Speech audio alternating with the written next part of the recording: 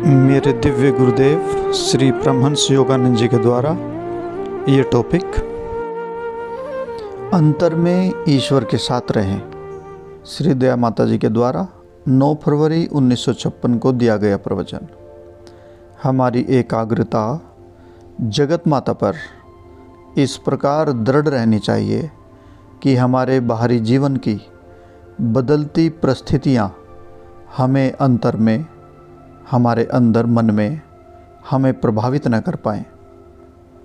दुख और निराशा से हमें विचलित नहीं होना चाहिए और न ही भौतिक सुखों से हमें अनावश्यक रूप से आकृष्ट होना चाहिए।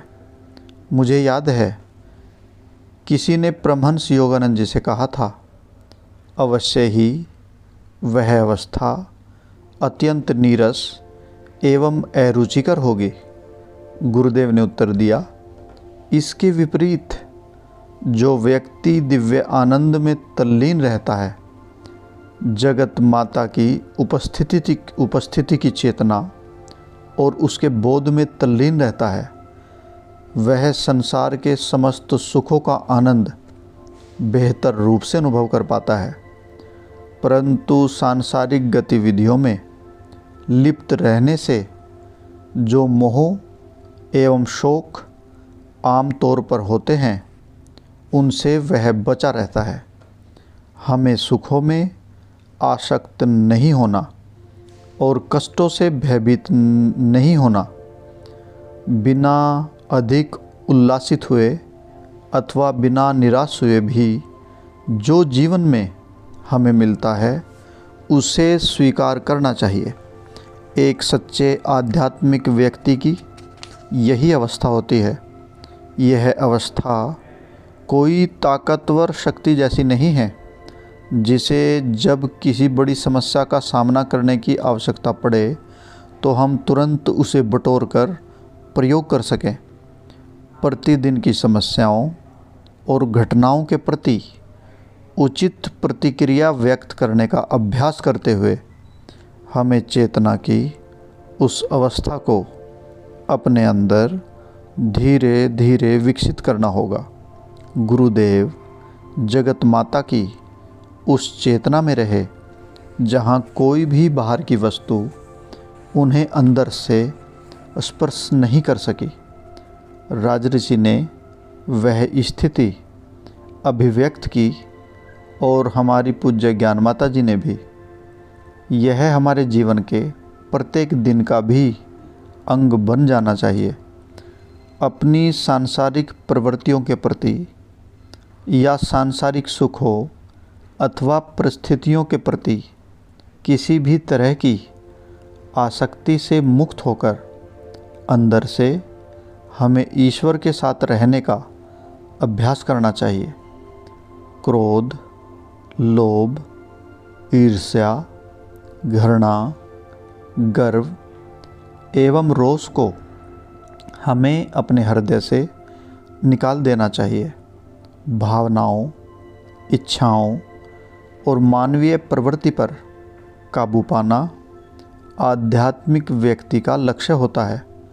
प्रत्येक व्यक्ति चेतन अथवा अचेतन रूप से आत्मजयी बनने के लिए प्रयत्नशील है, क्योंकि केवल स्वयं का स्वामी बनकर ही व्यक्ति सच्चे रूप में सुखी हो सकता है।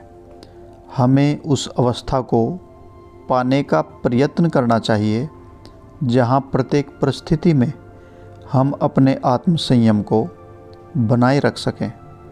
इस संपूर्ण शांति और धैर्य को गहन ध्यान के अतिरिक्त और किसी भी रास्ते से प्राप्त नहीं किया जा सकता, क्योंकि गहन ध्यान द्वारा ही हम उस दिव्य स्रोत ईश्वर के समीप पहुँचते हैं, जो कि हमारी आत्मा का, हमारे सच्चे स्वभाव का मूल उद्गम स्थान है।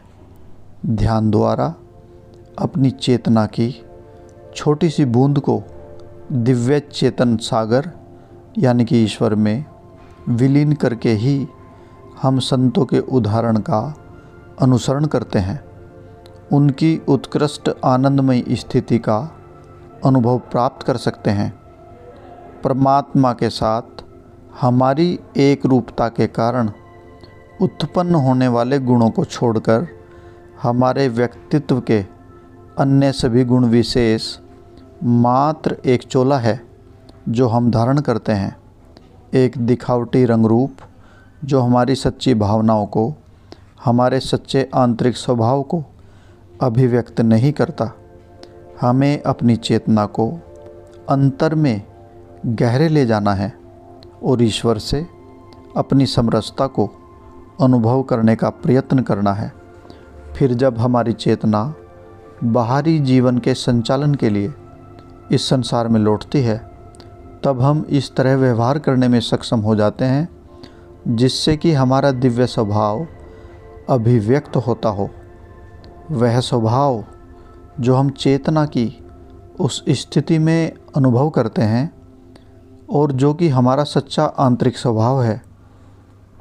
सर्वप्रथम ईश्वर, अंत में भी ईश्वर, सदा ईश्वर, केवल ईश्वर।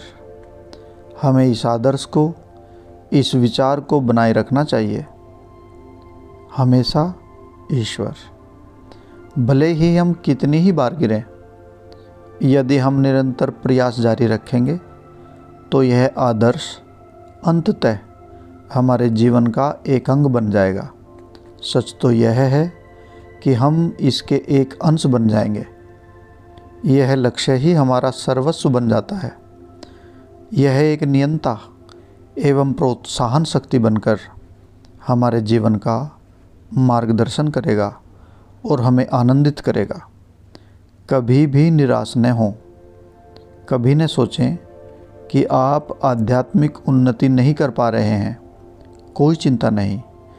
यदि यह किसी समय कठिन भी प्रतीत होता हो, गुरुजी का सबसे अधिक सांत्वनादायक एवं आशाजनक कथन जो हमने सुना था वह था, संत वह पापी है जिसने कभी हार नहीं मानी।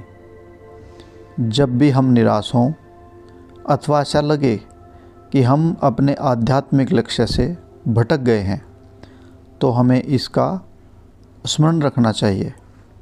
भावी संतों में विशेषता यह होती है कि वह कभी हार नहीं मानता। वह सदा प्रयत्नशील रहता है, चाहे वह कितनी ही बार क्यों न गिरे, चाहे उसने कितनी भी गलती क्यों न की हो। कभी भी हार न मानकर हम ईश्वर के समक्ष यह सिद्ध कर देते हैं कि हमारी भक्ति, हमारी निष्ठा, उसको पाने की हमारी इच्छा निशर्त है। यदि ईश्वर एक बार आश्वस्त हो जाएं कि हम केवल उन्हें चाहते हैं, कि हम केवल उनके पास वापस आना चाहते हैं, तब वे हमारी समस्त कमजोरियों एवं अभाव के होते हुए भी संतुष्ट हो जाते हैं। तब ईश्वर हमारा हाथ थाम लेते हैं और वे हमारे साथ चलते हैं। वे हमारे साथ बात करते हैं और हमें बता देते हैं कि हम उनके अपने हैं। जय गुरु जी।